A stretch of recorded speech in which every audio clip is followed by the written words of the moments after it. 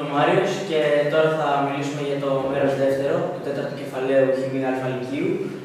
Το κεφάλαιο αυτό αφορά τη στοιχειομετρία και γενικότερα τους στοιχειομετρικούς υπολογισμούς.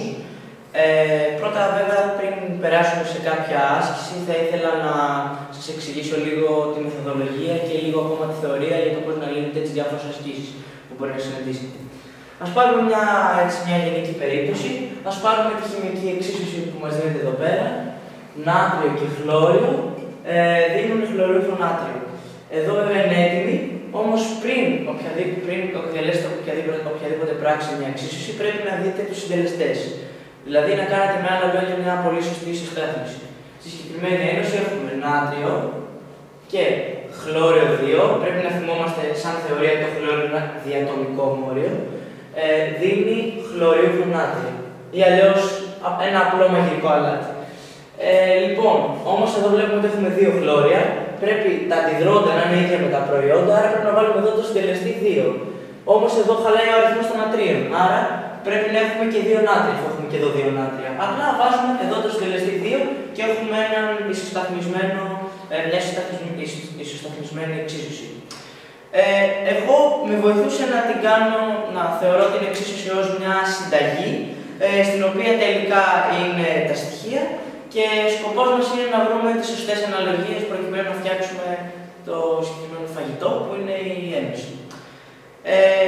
Οι αναλογίες αυτές 2, 1 ουσιαστικά αλλά δεν υπάρχει και 2, είναι αναλογία μολ, μαζόν και όγκων.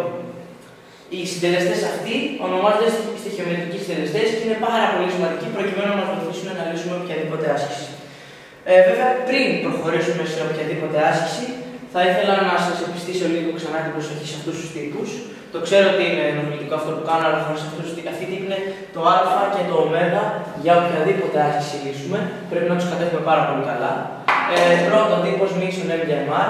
Όπως σας είπα, νη είναι τα μόλ, M η μάζα, MR η μοριακή μάζα. Νίσον V προς VΜ είναι το V είναι όγκο σε λίτρα και VM είναι πάντα 22,4 σε συνθήκες STP. Νίσον ίδια είναι η α, αυτός είναι ο αριθμός Αβοκάντρο, όπου ισούται με 6,02 επί 10 στην 23η στοιχειώδη σωματίδια. Και τέλος, αυτός εδώ ο τύπος είναι ο πιο σημαντικός για να λύνει σε ασκήσεις στοιχειομετρικούς υπολογισμούς. Εγώ θυμόμουν μόνο αυτόν και συνέχεια όλους τους άλλους και ήμουν στη θέση να λύσω οποιαδήποτε άσκηση. Σίσον ίδια βε, το C είναι μόλ ανά λίτρο.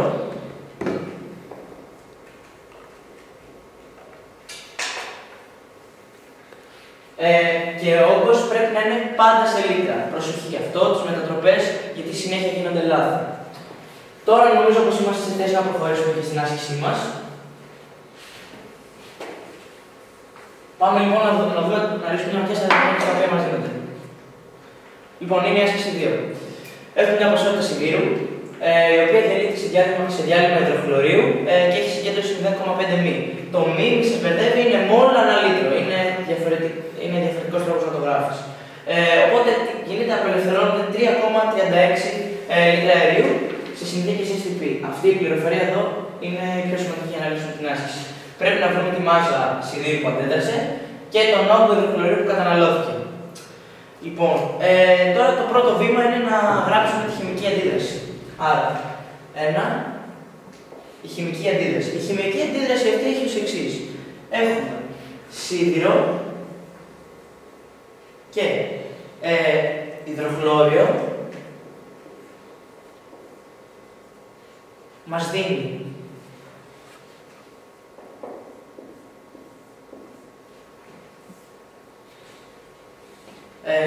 και υδρογόνο 2. Και εδώ το επόμενο βήμα είναι να υπολογίσουμε τους συντελεστές.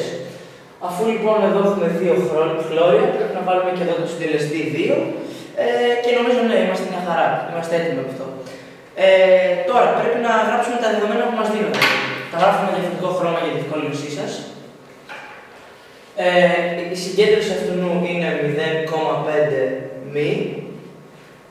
Και ο όγκος του αερίου που απελευθερώθηκε, δηλαδή του υδρογόνου, είναι 3,36 λίτρα.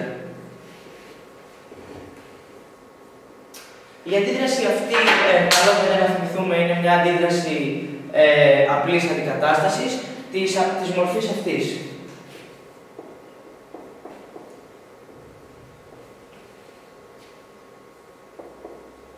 Γενικά σας το λέω σαν μια υπενθύμηση για να λύσετε τέτοιες ασκήσεις. Τώρα, το δεύτερο βήμα είναι να ξεκινήσουμε από το στοιχείο από που έχουμε τις περισσότερες πληροφορίες. Το στοιχείο αυτό νομίζω πως είναι το υδρογόνο 2, γιατί εκτός από το ότι έχουμε τον όγκο του, ξέρουμε ότι είναι και σε STP. Άρα, όπως σας είπα πριν, μας βοηθάει πάρα πολύ η πληροφορία ότι είναι σε STP, γιατί ξέρουμε ότι έχει διαμεμοριακό όγκο ίσο με 22,4 λίτρα. Άρα, τι κάνουμε, ξεκινάμε από εδώ. Πάμε να βρούμε τον αριθμό των μόλ για να υπολογίσουμε τα μόλ των άλλων ποσοτήτων μέσα από τη στοιχειομετρία. Πρώτο μας βήμα είναι να ξεκινήσουμε το στοιχείο που έχουμε τα περισσότερα δεδομένα. Αυτό το στοιχείο είναι το υδρογόνο 2, γιατί γνωρίζουμε τον όγκο του, αλλά ξέρουμε ότι είναι και σε STP. Οπότε χρησιμοποιούμε τον τύπο νήσον V για VB, όπου VB είναι ο διαμεμοριακός όγκος STP που ισούται με 22,4 λίτρα. Άρα έχουμε νήσον V προς VB. Οπότε αυτό ισούται με 3,36 προς 22,4 και αυτό ισούται με 0,15 μόλ. Άρα έχουμε 0,15 μόλ αυτής της ποσότητας. Αυτό σημαίνει ότι έχουμε και 0,15 μόλ αυτής εδώ της ποσότητας του χλωριούχου σιδήρου. Επίσης έχουμε 0,30 μόλ αυτής εδώ της ποσότητας του υδροχλωρίου, γιατί το πολλαπλασιάζουμε επί 2 και έχουμε και 0,15 μόλ του σιδήρου. Στο βήμα δεύτερο ξεκινάμε από το υδροχλώριο που και εκεί έχω δύο πληροφορίες. Χρησιμοποιώ τον τύπο Σίξον ίδια V. Οπότε ο όγκος είναι V ίσον ίδια C. Και αυτό μας κάνει 0,15 για 0,5. Αυτό ισούται με 0,3 λίτρα υδροχλωρίου.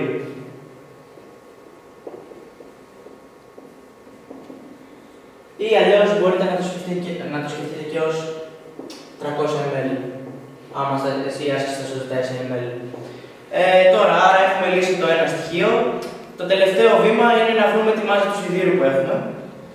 Τώρα, για το σίδηρο,